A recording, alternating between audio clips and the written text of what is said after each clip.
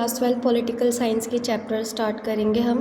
और ये चैप्टर हमारा वो है जो सीबीएसई ने डिलीट कर दिया है। ये चैप्टर पढ़ाने का मेन मोटिव ये है कि एक बेस बनाना आगे वाले चैप्टर्स के लिए। तो इसलिए इसे ध्यान से थोड़ा सा समझना है ताकि अच्छी अंडरस्टैंडिंग बिल्डअप हो।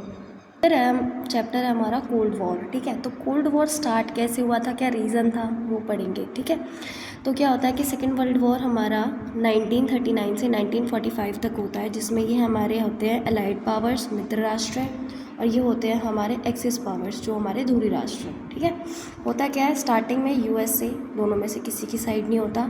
ये क्या करता है, वेपन्स की सप्लाई, हथियारों की सप्लाई करता है दोनों को, अलाइड पावर्स को भी और एक्सिस पावर को भी।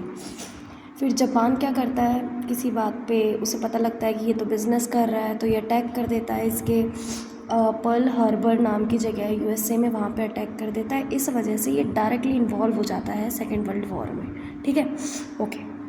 स्टार्टिंग में क्या होता है कि जो हमारी अलाइड पावर होता है वो इतना कुछ खास स्ट्रॉन्ग नहीं होता, क्योंकि यूएसए इसमें बाद में ऐड ऑन होता है। ठीक है, ये वाला जो पोर्शन है, ये जो एक्सेस पावर है, इनके पास ज़्यादा पावर होती है, हथियार भी ज़्यादा होते हैं।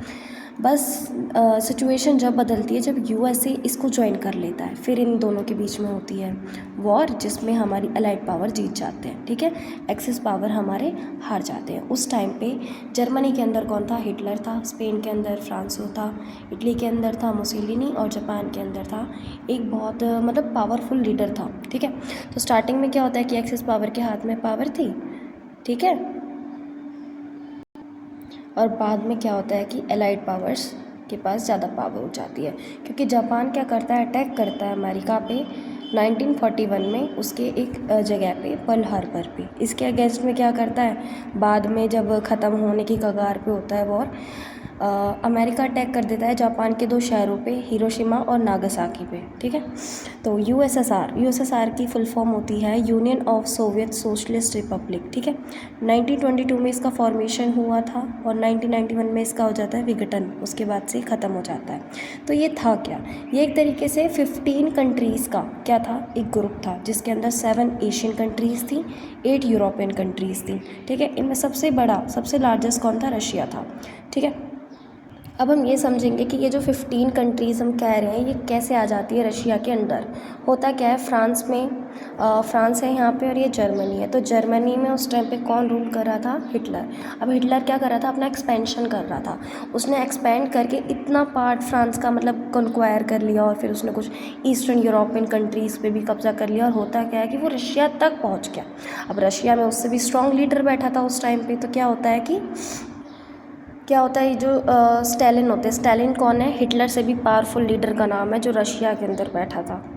वो क्या करता है, उसकी आर्मी को रेड आर्मी कहता है, वो उसे खदेड़ कर यहाँ तक ले आता है, और ये वाला पोर्शन भी उसी के अंदर आ जाते हैं। लोग कहते हैं तुमने हमें बचाया है, अब आप लो हमें अपने अंडर। तो उस टाइम पे क्या होता है, यूएसएसआर जब इनको छुड़ाता हुआ इधर आता है ना, ये बर्लिन है, बर्लिन क्या है, जर्मनी की कैपिटल है, इस कैपिटल तक ये आता है, और यहाँ पे इनकी जो पार्लियामेंट है उसका नाम क्या है, रिस्टेज। ठीक है, बर्लिन के अंदर है। यहाँ पे वो अपना झंडा लगा लेते हैं कम्युनिज्म का, जो कि क्या है, यूएसएसआर का फ्लैग है, ये दिखाने के लिए कि हमारी जीत हुई है, हमने पार्ट्स कॉन्क्वायर कर लिया। यहाँ पे है 1941 में जापान अटैक करता है यूएसए के इन वाली जगह पे। उसके बाद वही है 16 अगस्त 1945 में यूएसए क्या करता है, वो भी जापान के हिरोशिमा और नागासाकी, इन दोनों पर न्यूक्लियर वेपन्स को डाल देता है। ठीक है, जहाँ हिरोशिमा पे जो बम डालता है उसका नाम लिटिल बॉय होता है, नागासाकी पे डालता है फैट मैन होता है। ठीक है, साथ में जैसे हमने अभी देखा था कि जो यूएसएसआर है उसने बर्लिन में जो पार्लियामेंट थी जर्मनी की, वहाँ पर अपना झंडा फहरा दिया था। सेम उस तरीके से यूएसए क्या करता है कि जो जापान का एक आइलैंड होता है ना, वहाँ पर अपना झंडा फहरा देता है। ये है कि जो हमारी अलाइड पावर है, जो हमारे मित्र राष्ट्र हैं, वो सेकेंड वर्ल्ड वॉर के बाद क्या हो जाते हैं, जीत जाते हैं, एक तरीके से जीत गए। ठीक है, तो ये चीज़ सामने आती है कि जो हमारा यूएसएसआर है और हमारा यूएसए है, ये दोनों क्या है, ये सुपर पावर उभर कर आई। ठीक है, मतलब इतनी पावरफुल थी कि इनसे ज़्यादा पावरफुल उस टाइम पे कोई नहीं था। अब जैसे एग्जांपल के लिए समझो, ये उस टाइम पे क्या हुआ था, जो वर्ल्ड था ना वो 2 पार्ट्स में डिवाइड हो गया था इन दोनों सुपर पावर्स की वजह से। जैसे ये हमारा वर्ल्ड है, ठीक है, तो क्या होता है, ये वाली साइड है ईस्टर्न वर्ल्ड मतलब, ठीक है, और ये हमारी है वेस्टर्न साइड।